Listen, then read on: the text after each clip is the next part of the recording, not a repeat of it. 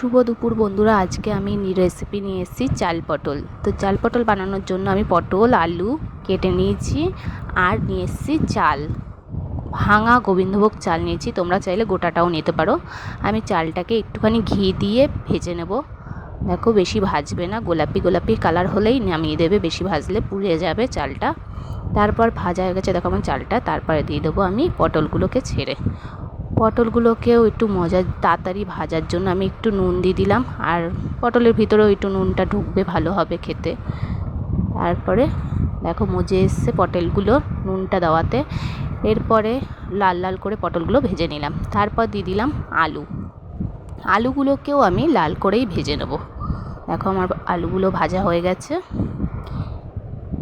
এরপর আমি মশলা দিয়ে দেবো। মশলার মধ্যে জিরে আদা লঙ্কা বাটা দিয়ে দিয়েছি, আর দিয়ে দিলাম নুন হলুদ। তারপর মশলাটাকে ভালো করে কষাতে হবে আলুর সাথে।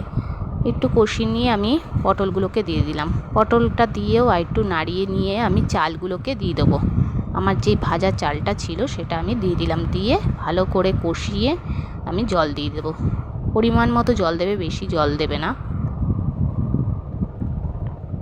কেননা এটা বেশি ঝোল হবে না, এটা বেশ গাঢ় গাঢ় ভাবই থাকবে, বেশি রস থাকবে না।